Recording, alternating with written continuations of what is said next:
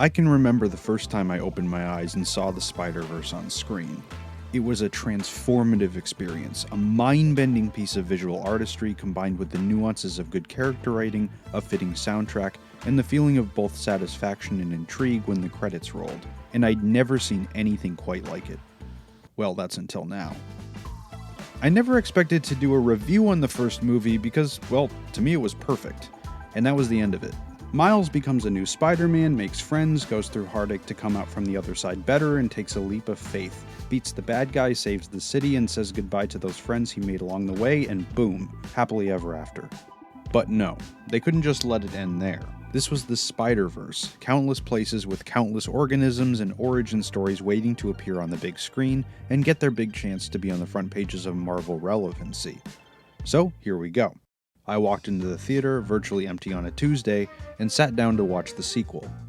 Now, Across the Spider-Verse had an extremely difficult task, to be as good if not better than its predecessor, which is a prospect that would make me shit my pants if I was in charge. But despite all of the odds, they nailed it. Right away, it was clear that they were eager to integrate as much visual intrigue as possible. Each universe featured vastly different approaches to the art style, even surpassing the original in terms of how far they went with it. And this really helps to solidify the feeling of staring into the abyss. Unlike the first film, which focused solely on Earth 616 where Miles lives, Across the Spider-Verse showcases a few other dimensions, which opens up a conversation on both the impact Miles has on his world, as well as the many different versions of Spider-People he'll come to know. Now right from the start of the movie, something's a bit different.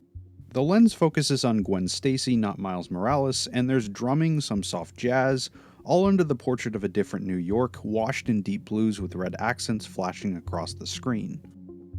This is a stark contrast to the snappy, colorful, and upbeat way the first film opens, which in turn allows the viewer to differentiate the tones of the story. In the beginning, everything was new. The adventure was just starting, but now we've seen things. We know that not everything works out, and in the center of this conflict is Gwen herself, as she tries to negotiate with her father's duty to justice as an officer and his love for her as his daughter. It was sad but heartwarming, and gave Gwen a nicely added layer of development that enhanced her introduction from the first movie.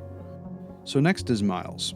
We know for a fact that he's older, about a year and 4 months according to interviews leading up to the film's release, but visually he's changed as well. His shoulders are more pronounced, he seems a bit taller, a bit more buff, and even though he's 15, his demeanor is also much more confident. Even so, at the end of the day, he's still the same slightly awkward, good, lovable Miles we get to know in the first film. From here, Across the Spider-Verse seems like a pretty direct continuation of Into the Spider-Verse, for a while anyway. Miles is that friendly neighborhood Spider-Man trying to keep his grades up while missing his friends and saving the city one person at a time. It's a bit more upbeat in atmosphere, but somehow the sequel seems half a pace slower than the first film. While visually being up to par and even surpassing the original at some points, this one pauses when it needs to, and there's slightly less oversaturation of quips and visual comedy crammed into every facet of the narrative. Across the Spider-Verse gives the characters a little bit more time to breathe, and as a result, you get to know them better. Miles' parents are present and struggle to give their son the independence he wants, and he has a brief reunion with Gwen before being dragged into the next big story event. Mainly his conflict with the fate of his family and the stakes that arise from him changing the canon events of the Mumbai-influenced Manhattan universe with Indian Spider-Man, nice guy by the way, if just a tad bit egotistical. And much like a kid reaching adulthood and opening themselves up to the world, Miles winds up in Spider Society and realizes that he's just one of thousands of spider people across the multiverse. And from his point of view, this has got to be a real eye-opener. I mean, when you think about it, yeah, the first movie had Miles fighting to prove his worth among a small group of friends like him, but now everyone in this world is like him. They have more commonalities than differences, and like Miles, they're all here to make the world a better place. Okay, so here's Miguel O'Hara, and he seems to be the main leader of this society. He's tough, very gloomy, and despite his funny post-credit scene in the first film, upon his return he is much more serious. Miguel's character very much represents the jaded adult looking back at Miles.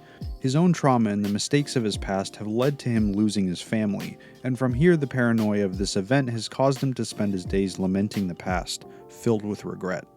He's convinced that changing a canon event like he did will result in the collapse of dimensions, but in his haste he assumes he understands everything about this phenomenon, pinning Miles as the anomaly, the one who wasn't supposed to be the Spider-Man, the one that caused all of the instability in the first place. Now that's a lot to put at a kid's doorstep. And this is the time where Miles' character really starts to feel more grown up. His own friends aren't in a position to help him at first, but Miles never blames them for that. He never says, "I'm done with you guys," or "fuck you, you betrayed me." Instead, he takes it like an adult and says, "You know what? I know you've got your reasons, and I've got mine, and I gotta do what I need to do to save my family. No hard feelings." And I love that, because Miles also knows deep down that when the time comes, they'll come to help him. And of course, you know they do. I don't even need to tell you that. Miles is growing up, and all of the other characters we see are as well. I know Penny has been the subject of much interest because of the fact that she's no longer the happy mecha anime girl that we saw in the first film, but she has a pretty rough origin story as well that's been considered here.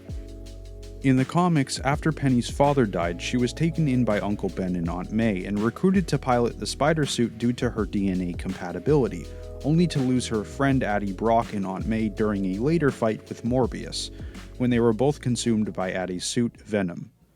In addition to this, she lost her robot in the first film, the one that her father built himself, and the last direct remnant of him in her life. When she said goodbye to the machine, it was like saying goodbye to him all over again, and you could tell how much it crushed her. Here's hoping things get better for little Penny, fingers crossed. And as for Peter B. Parker, the other Spider-Man and mentor to Miles, the writers did a few things to bring his development along, mainly in the fact that he is a family now. He still feels like the same guy, but more responsible, more of a dad than in the first one to everyone around him, not just his cute daughter. He ends Into the Spider-Verse ready to fix his life, and I gotta say, it was really satisfying to see that he pulled it off. I think what I love most about this film is that it has just as much love and consideration poured into it as the first one, which for the record is still my personal favorite, but really, I don't have any complaints on the new one. The animation is mind-bending and beautiful, the story is not complete yet, but the wheels are in motion, and most of all, the characters have all grown from their fun active roles in the first film to slightly older, more mature versions of themselves. I guess a year and a half does a lot to a person. I really hope that his family does survive in the third act, but we'll have to see. For now, I do wonder if Miguel will become the main villain, even beating out that Holes guy, or if he'll turn around and eventually realize the error of his ways. I'm guessing the latter will occur, but this is the Spider-Verse, and every time I think I'm going to know what happens next, it turns back around and surprises me. But for now, I'll sign off on this masterpiece and say goodnight. I can't wait for the next one. But what do you all think about the Spider-Verse? Let me know in the comments below. Like and subscribe for more content, and as always, I'll see you in the next video. Thanks for watching.